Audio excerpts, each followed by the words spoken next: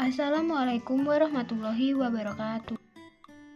Saya Mariati akan menyampaikan materi tentang dampak pendudukan Jepang di Asia Tenggara. Inggris, kultur nasionalisme sudah tampak di Burma Inggris pada saat invasi 1942, tetapi banyaknya kelompok politik yang memisahkan diri berdasarkan batasan personal, kelas, dan ideologi mengakibatkan pengaruh Jepang terhadap komunitas-komunitas politik ini bervariasi.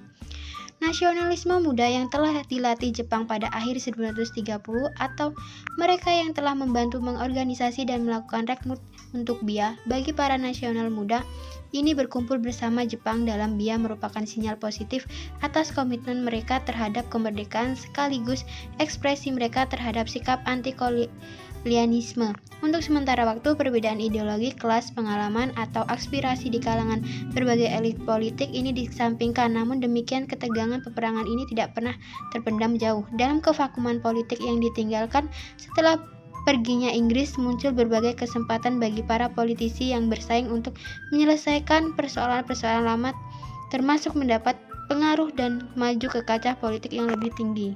2. Indonesia Belanda. Jepang berniat menguras sumber daya alam Indonesia yang substansial seperti minyak bumi, karet, timah, dan basswood untuk menopang upaya perang mereka. Apalagi ini adalah salah satu alasan mereka melakukan gerakan ofensif ke selatan, tetapi pemanfaat produk-produk ini terbukti sulit dilakukan di masa perang, terutama karena hancurnya perkapalan Jepang di tangan sekutu. Sebagai konsekuensinya produksi turun drastis, inflasi besar-besaran terjadi tanpa kendali. Di akhir masa pendudukan, mata uang pendudukan yang dicetak Jepang hanya bernilai 2,5% dari nilai tertera di atas kertas. Jepang menerapkan kontrol ketat, mengambil alih pasokan makanan yang akhirnya penyengsaraan rakyat Indonesia serta merekrut tenaga kerja secara paksa. Pada 1944 terjadi kelaparan. Perekrutan pekerja sukarela Romusa yang terkenal keji untuk bekerja di tempat yang jauh bahkan hingga Burma dan Siam menewaskan sekitar 1.500 orang sampai 400 penduduk desa biasa. Timbul sebuah pemberontakan petani yang segera dihancurkan dengan brutal.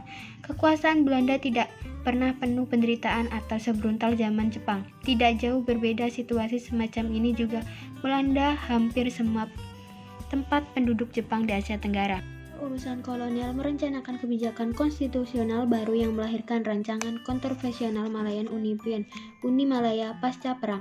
Melalui rancangan ini terbayang London akan melakukan langkah yang belum pernah dilakukan sebelumnya dengan menciptakan Malaya Bersatu sebelum perang dan pegawai negeri sipil untuk menjadi pimpinan dalam komunitas Melayu. Usai pengangkatan para gubernur Jepang untuk memerintah negara-negara Melayu, status para sultan Melayu tradisional yang mendominasi tatanan sosial dan politik sebelum perang kemudian dikurangi dan kondisi perdaulatan menjadi pejabat bawahan. Gerak-gerak penguasa terbatas hanya dalam istana dan hubungan dengan rakyat terputus. Mereka tidak lagi dapat membantu atau melindungi rakyat sesuai kewenangan mereka, seperti pada masa sebelum perang.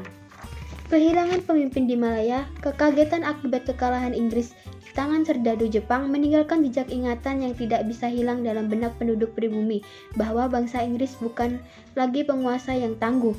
Pertumbuhan nasionalisme anti-kolonial di kalangan kelompok yang lebih radikal, tetapi nasionalisme teritorial yang baru tumbuh ini belum mampu menjembatani pepecahan etnis yang semakin melebar.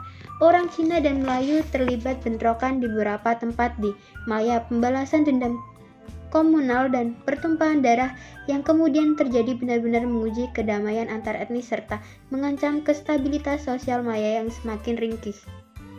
Indo-Cina Prancis. Dampaknya adalah masalah paling serius adalah meluasnya wabah kelaparan yang menjalari provinsi-provinsi utara. Krisis ini mengakibatkan oleh penyerobotan bahan pangan yang dilakukan Jepang dan terganggunya pengiriman pasukan dari selatan yang disebabkan pengeboman sekutu. Hal yang tidak kalah serius adalah ancaman dari gerakan revolusioner yang pimpinannya BCSD yang selama perang telah menyusun kekuatan. Vietnam segera berhadapan dengan pasukan penduduk Inggris dan Cina di samping ancaman kembalinya Prancis tidak lama setelahnya. Amerika. Para pedagang menimbun beras dan hanya menjual kepada Angkatan Darat Jepang serta perusahaan-perusahaan Jepang yang mengendalikan perputaran mata uang. Mereka juga menjualnya ke pedagang pasar gelap yang berani membayar 2 hingga 3 kali lipat harga yang berpatok perintah. Kondisi ini mengakibatkan melonjaknya harga beras di pasar bebas. Sekian, terima kasih. Wassalamualaikum warahmatullahi wabarakatuh.